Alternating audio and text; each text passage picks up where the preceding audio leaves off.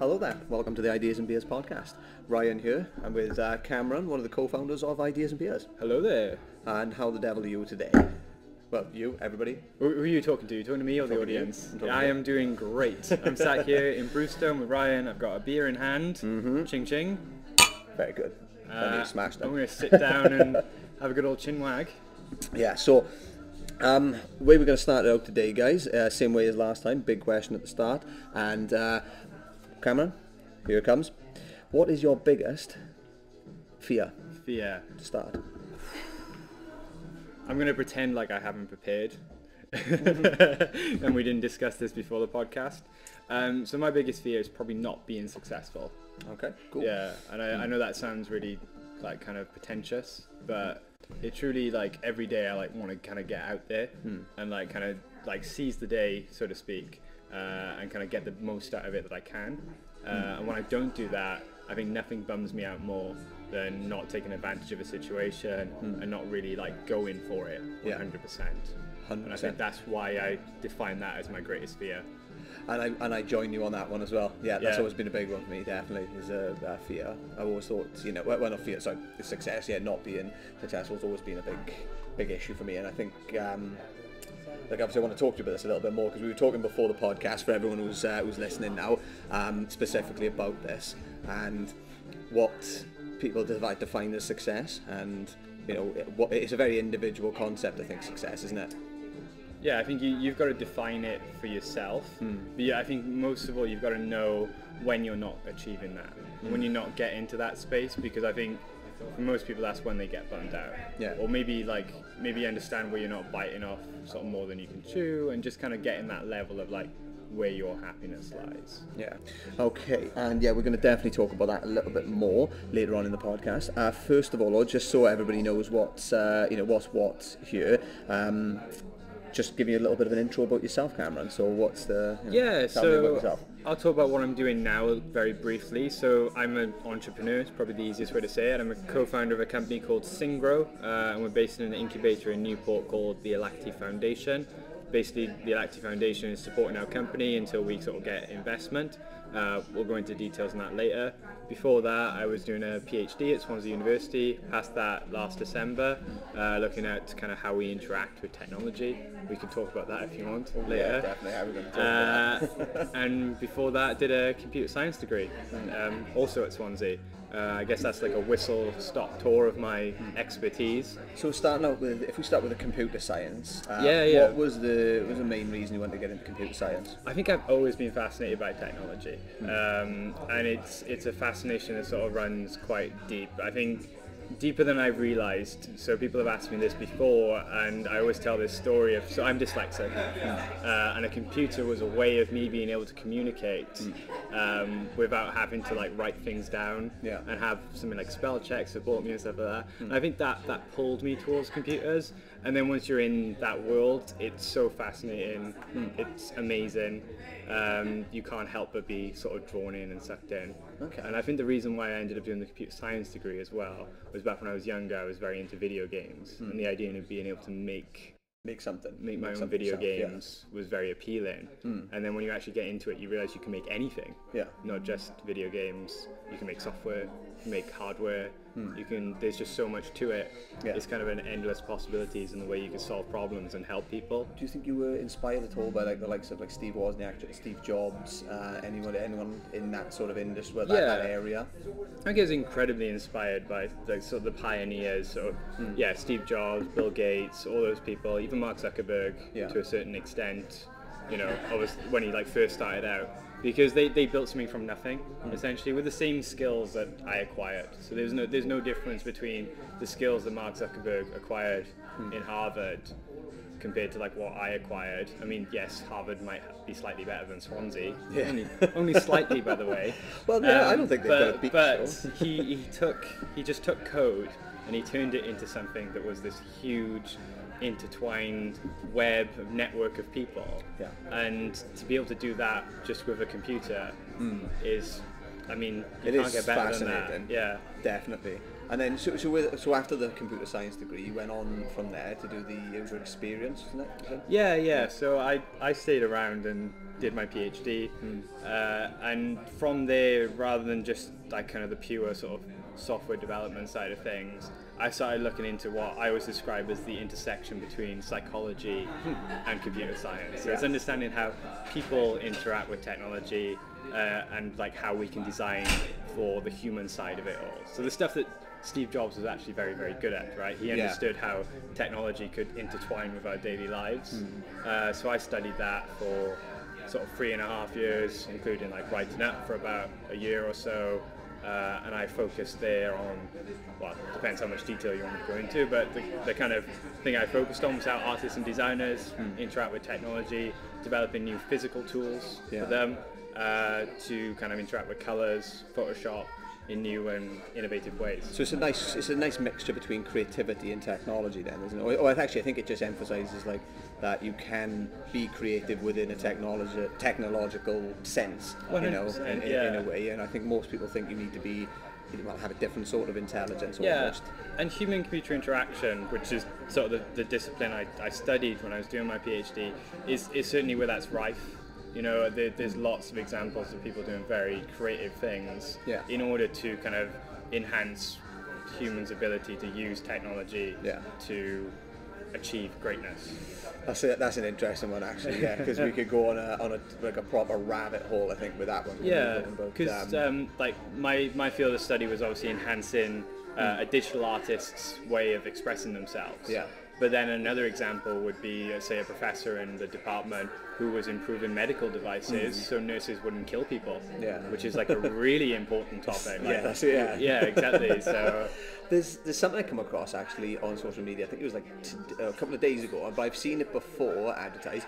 It's called Muse. It's like a meditation type technology. It's like a band almost you put around your head, and I think you put headphones in with it as well, but it like reads your brain waves and things like that, and it kind of it can tell when you're in like a really deep meditation and stuff like that, and it's so I don't know if you've seen that. Have you seen that advertised? I've seen that. It's like it's like training wheels for like meditation, but very quantified. So it's meditation for nerds. Essentially. I've come across that because I think that's a really interesting concept, because it's something that, you know, meditation's it's required now more than ever, realistically, because of how busy our lives are, and we don't get out as much in terms of like going into nature and things like that as much as we should be and how much we used to. So I think having these meditative practices as part of our daily life is very, very important, and something like that is quite interesting, because like you said, it's almost it's a very tech-savvy way of doing it, but also you can pull out the analytics from that and work out if it's great for someone like me who like sits and meditates, and at the end it feels like, what did I just do for 10 minutes? But if you can quantify it and kind of break down those graphs and those stats, and I can jump into my computer science brain, it sort of helps me tackle something that's quite woo-woo and turn it into something that's numbers. But you meditate quite a lot, don't you? Yeah, I try to. What did you say? How many times a week would you say you do it? How long? Things like that. So the problem, I think that the problem with that number is that when I'm busy, I probably should be meditating, and I'm not. But when I'm not busy, I find time to meditate. And it doesn't matter so much. But I try to do it once a day on a good week. On a bad week, I end up completely neglecting it. So.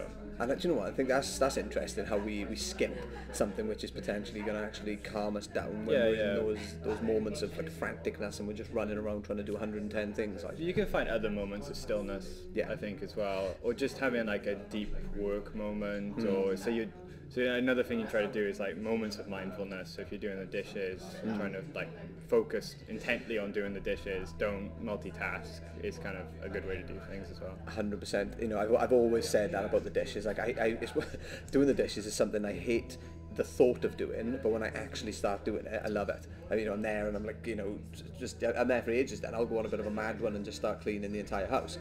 But it's a very, you know, like you said, if you're doing solely that, it's like such a mindful practice, and it can really calm you down and ground you in that sense. And I think it's the same thing with gardening as well.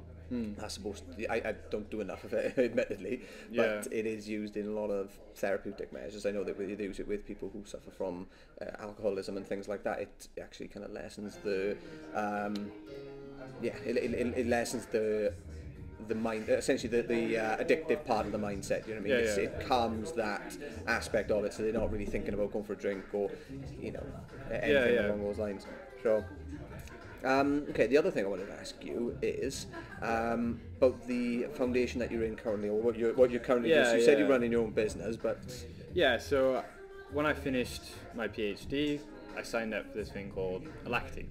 It's based in Newport, and it was kind of set up by a man called Simon Gibson and a man called Terry Matthews. Kind of they're the two kind of key figureheads for it, and they are sort of very famous Welsh entrepreneurs. Terry Matthews famously set up Newbridge and Mitel, and they're now fostering the new wave of tech entrepreneurs. And so Terry Matthews, he's the richest man in Wales, I believe, isn't he? I think he was like first billionaire. First billionaire. That's it.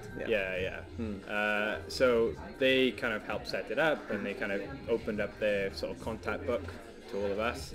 And then every year they bring on an intake of graduates, so from various backgrounds, various as in STEM-based subjects for the kind of technology side of things, and then business-based subjects then for the business side of things.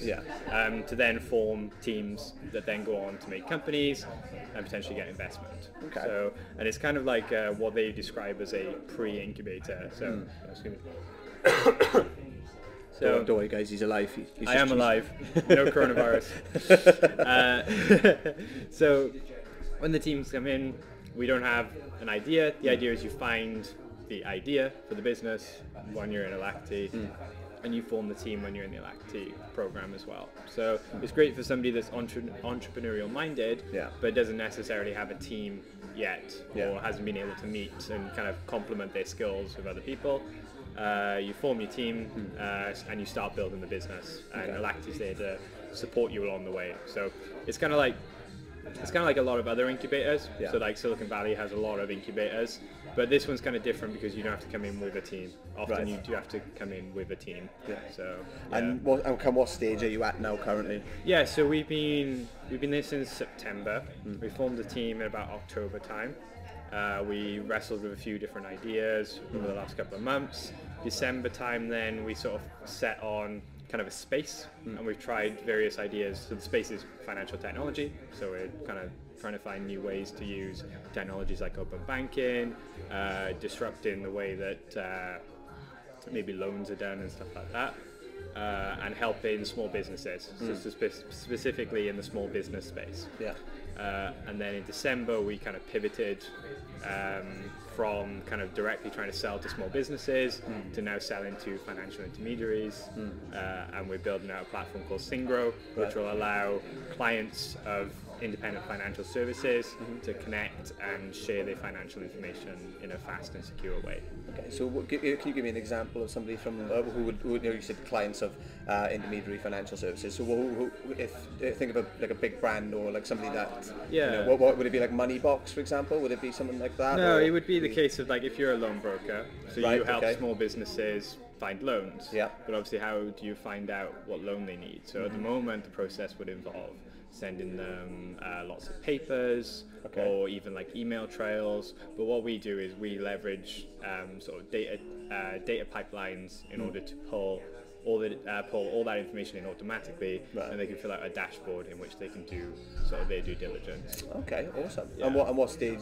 What's the next kind of? So at the moment we're developing that product. We're sort of talking to various people that will help us with it. And just kind of full steam ahead on actually building the actual business that could get investment for that. So kind of going through that mid-stage of the Alacti model.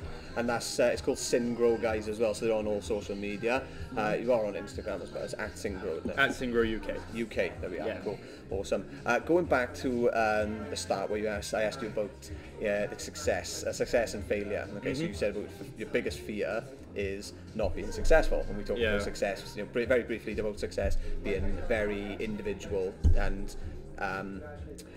up to someone's own perception, or realistically. So for example, to your to some people, being successful is just having a family. It's just getting by and actually having enough money to pay for them to go to college or to university and things like that. But then other people, they want a Ferrari, or they want the big house, they want the holidays and things like that. So success is very individual in that sense, but it's also something which is kind of pushed on us, like the idea of success from social media in particular, but media in general. So like different, magazines and things like that. And I think, what are your thoughts on that? So like, what for you personally, what would be your vision of success? Well, how would you know when you're successful? I think you set yourself small goals. I think, or like I say small goals, like to some people it depends on the size, doesn't it? But I think you set yourself goals, small and big, and I think it's setting yourself goals that you want to achieve, and kind of working towards those and being able to be, when you get to that point, knowing internally that is what you wanted.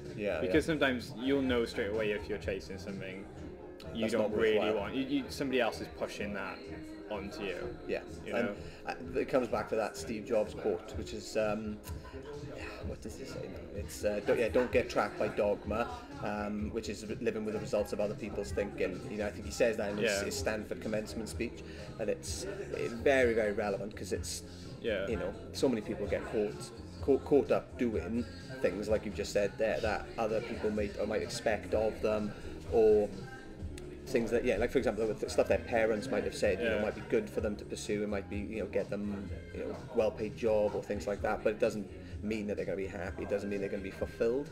And I think, like you said, you really need to chase those things which are, you're passionate about. Ego.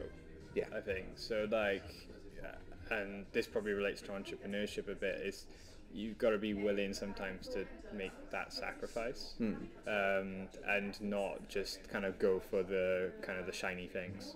There's that shiny object syndrome, in which sense you're not willing to kind of dial your lifestyle back to achieve something that you truly want, versus just kind of chasing something that you've been told you want. That's a good point. Like, I think really, I suppose there's a lot of people who get like the fancy car or the big house, and they'll openly say that they're still miserable because they lack some of the humanistic things, of like just connection, for one. Do you know what I mean? Having a community of people around them who actually care for them, and they're not just trying to put their hands in their pockets, or they're not just trying to jump on their fame. For example, if it's someone who's quite famous, and that happens quite a lot. And I think I also think with, for example, actors and people like that, why they sometimes their mindset or their mental health degrades in some respect, because they're actually they're on top of the world, but at the same time they're so disconnected. They've got a lack of community around them, a lack of people essentially which they can rely on. And I think it's the same for most people, but I think as you start to step out of the normal remit of people, and for example like an actor, they're on a pedestal, and people look up to them, but they also want to try and they want to be seen to know this person, or they want to try and piggyback on this person's fame, and not all the time, but a lot of the time. But I think like you said, the ego. I think that ego of that actor is that a lot of people are trying to do that, and they're not trying to be genuine and trying to actually help or genuinely care about this about them. And I think that's where you can really start to get in your own head and allow your mental health to degrade in a sense. Yeah, because it's that. To summarize that, it might be that whole keeping up with the Joneses. Yeah. That's good. That's a good analogy. Yeah, we're all trying to chase each other rather than sort of looking inward to like what we truly want. And it's hard. I mean, I may make it sound like I've got it all worked out, but every day you wrestle with it. Yeah, and everybody's winging it. Yeah, exactly. Definitely. And there's also that like taking on that individual responsibility as well, kind of understanding like you've got to work, like in order to get those goals you've got to work for it. You can't just expect them overnight. So there's nothing wrong to want a shiny thing, but you can't just expect it. No, I think planning is a you like, for example, the law of attraction. So people talk about the law of attraction, and I'm an advocate for this as well. which is essentially, for anyone who's listening who doesn't know what the law of attraction is, it's essentially putting a vibration out there, in terms of your thoughts. So you're thinking more and more, you're having more thoughts, and putting more visual prompts or visual cues. Like, for example, if you want a car, you're putting pictures of this specific car all over your wall, and you're pricing it up, and you're going to test drive it, and all this different stuff, right? But if you are pricing up a Maserati and you're trying to get a Maserati, but you're working in a job which is paying you however much, 25,000 a year or something along those lines, then realistically you're going to have to save a lot of money, or you're going to have to spend a lot of money on, like, leasing, for example, if you're not somebody who's got the money available to buy that car. I think what you've said about the hard work, I think the work has got to be in proportion to the vision you have for the future, and also the goals you set for yourself.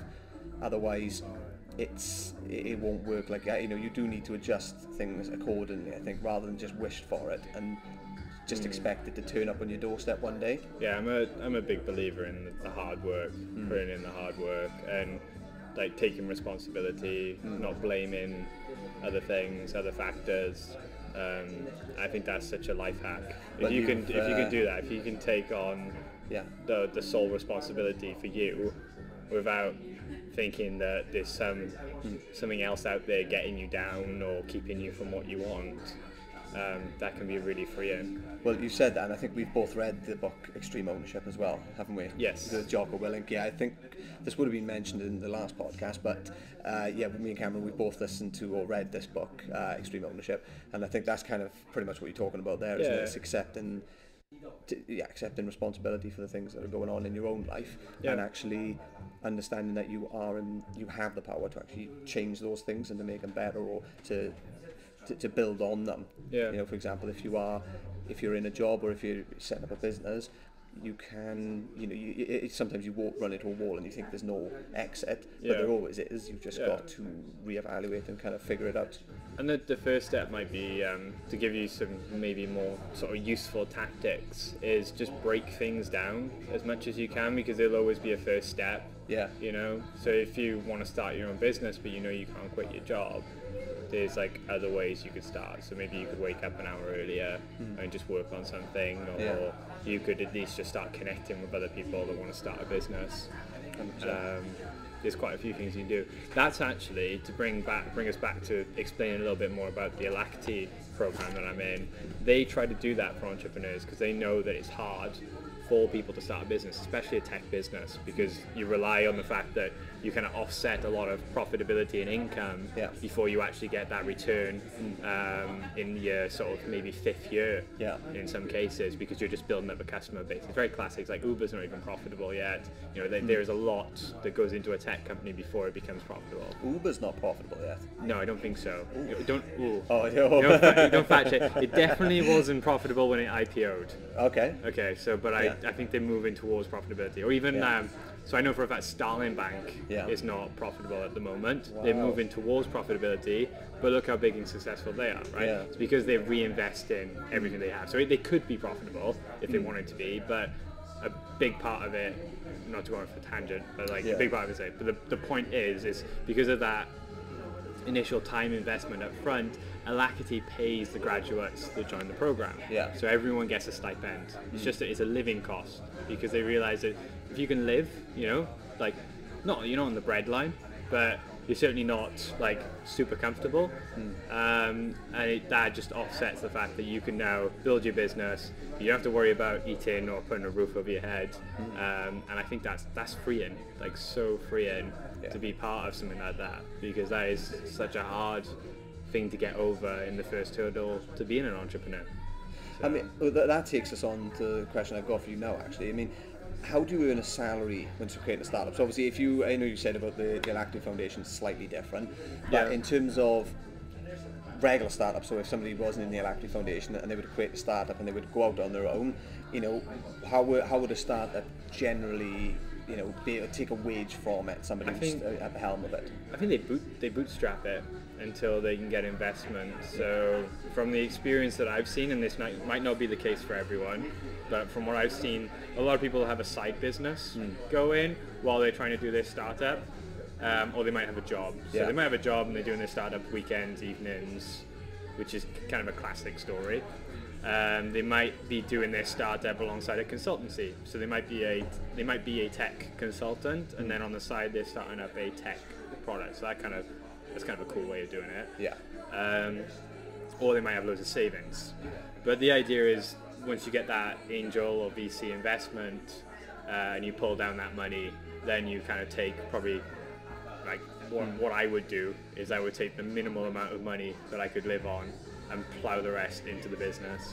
And I think, you know what, that's such an important message, because so many people see going back to the social media thing, so many people see the glitz and the glamour and everything of these people who are running businesses or successful businesses, but these people are never necessarily talking or showing you how they're doing when they're in the gutter, when they're actually, you know, putting the daily grind in, they're working 16 to 18 hours a day. Story?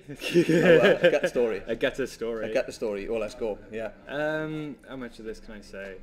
So we during. I'm just trying to think like how I can omit names and things. We can say John. Okay, so I won't tell a gut story from Alacti just in case I say any names, but during my PhD, I overcome a lot of hardship. I remember in my first year of my PhD, and I have a full, just kind of plug a YouTube video. I have a full YouTube video explaining this, but I'll explain it on here very briefly.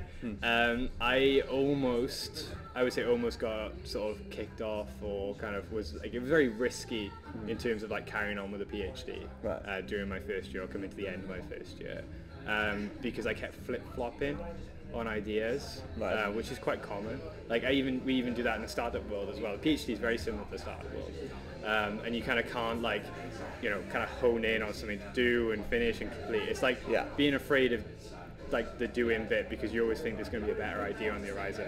And I got stuck on this for ages, until it got to the point where it was like, you know, my supervisor like sat me down and said, look, you need to do something now, because otherwise you're not going to have any work to show for your PhD. And this was quite like a kind of dark time in terms of I felt really burnt out at the same time as well. I was like, so I skipped the masters, I got straight off undergrad, thrown into this PhD world. And at that point, it was like, God, I just need to get it done. And I just kind of powered through a project that I wasn't really that inspired by, but it was that classic, you just do the work. And by the end of it then, it actually really paid off, and we published it as what we call a work in progress paper. So that's not a full academic paper, but kind of like halfway there, but enough to show that it was valuable work. So it kind of, you're going from the point of like complete utter burnout, I don't want to do this. Like the prototype I was building kept breaking, like physically breaking, so I was building an actual physical prototype with circuits and wires and all that kind of stuff. And it was a very hard time.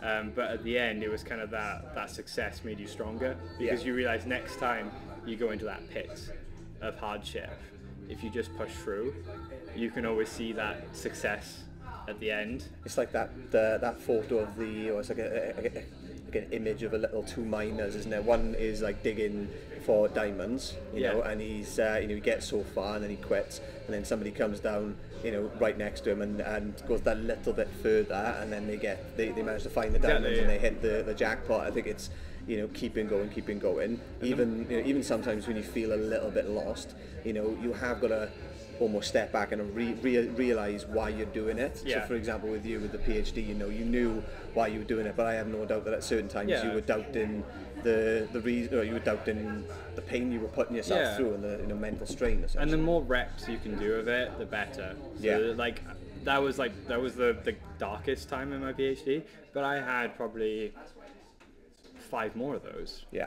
You know? I like what you said there about the. I like what you said there about the reps. So it's almost like, you know, like you go to the gym. The more reps you do, the more you work the muscle. The more the muscle is essentially growing. You know, in essence. And I think that's the same with hardship. The more hardship you go through, as long as you take it as a lesson and you recover from it, the same as you would recover from a training session, the more you're going to grow, the more you're going to benefit. You know, the more you push yourself and don't allow yourself to recover, essentially. If you think about it from a mental standpoint, people don't like to, you know, sometimes they don't like to face up to things, you know, because it's quite hard, especially, you know, like finances, for example. People facing up to financial difficulty is a big thing, because it can often be, you know, seen as shameful. You know, they feel ashamed, you know, that of being in those situations. Me personally, I've been in that situation where I've felt ashamed of, you know, having debt hanging above my head, and it almost it recluses you from some people in some respects, you know, from family members, like you don't want to talk to them about it and things, you know. But it took for quite a while for me to kind of get over that hurdle and to, like you said, to build on it and think, you know what, actually, you know, this is a lesson, this is a growing procedure, and you've just got to roll with it and let it happen. Take the lessons from it and build yourself up as a person, so you don't, you know, so you're better in the future. And in the business world, it's the same. I mean, we've had many of days where we've been working on something before we're on the idea now. We'll come in and we'll just see that LinkedIn have launched it as a feature. You know, that's like the story. One day we'd been working on something really, really hard, and then we came in and LinkedIn had basically bolted it onto their thing. They still haven't launched it yet, though, which is really annoying. But it just gave us. But we learned from it, because it actually got us to reassess what we were doing at the time, and we realized that what we were doing, even if LinkedIn weren't doing that feature, it wouldn't have worked, right? And it gave us that gut check, you know, because we got sort of caught up in the it'll work because of certain partners we had that don't exist anymore, without naming names. But then that made us completely reassess things over Christmas, and then when we come back, we pivoted the company in a completely different idea, and we found something much better than what we even thought was supposed to be the best thing before Christmas. So, and there's so many. We wouldn't have got that from the perseverance that we put into it, you know. Yeah, there's so many companies as well which pivot, and I think it's important to realise that. I think this was probably mentioned in the last podcast. It is something which is very, very important to actually realise. You know, a pivot is not a fail. It is just a step in another direction. Slack used to be a video games company. Yeah, that's it. Yeah, and now it's a productivity tool, isn't it? Yeah. Instagram used to be like Yelp. Yeah. total contrast. Well, I tell you what, we're going to wrap this up a bit now anyway. So if I just want to ask you one more question, Cameron. Shoot. Can you think of an idea, or have you got an idea already in your mind that you would like to see happen in the world that either exists at the moment but it isn't kind of being utilised as much as it should be, or something that, you know, doesn't exist that you've got in your mind you just wish to share with people? But so I've got two. Yeah. I've got one that's like my big thing, and this is maybe my long-term legacy plan, and that's to sort of revolutionise the education somehow, in the sense of, I just think the way that we kind of teach and teach people how to be citizens financially, how the world works, is skewish. But that's not that's quite a common opinion amongst people in entrepreneur space. It's not really unique. But my big goal at the moment is the finance side of it, and really allowing people to have access to sort of human financial advice in a fast way, and that's what we're trying to do at Syngrow. So we're trying to make it so businesses can get the human advice that they need. They can share the data with the people that are actually going to help them, whether that's a broker, an accountant, a financial advisor, and remove the kind of taboo and the hardness around getting advice around your finance, and being able to truly share and get that advice. So, awesome. That sounds really good. And why? What's the reason why you want to do that? Finances are something that are notoriously scary. And as somebody who last year was writing up a thesis about artists and computers, and now plunging myself into the world of finance, realizing that a lot of it is kind of hidden behind complicated terms, walls. Banks are kind of like trying to like lock everything up in a way, and there's a huge revolution happening at the moment in financial technology. And I think for the first time, small businesses and individuals will be able to take control of their finances, and hopefully Syngrow can be part of that wave, and I can be a leader in that.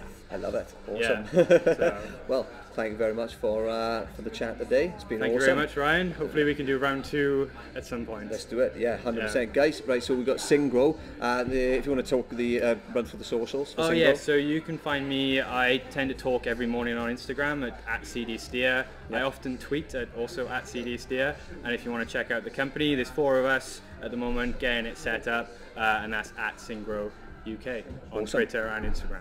There we are. Cool. Right, guys, this is going to be up on YouTube as well as the other podcasting platforms on Sunday night. So if you're listening to this, then it's probably Sunday or after Sunday. Yep. Thank you all for listening. Yep, and go and have an amazing week.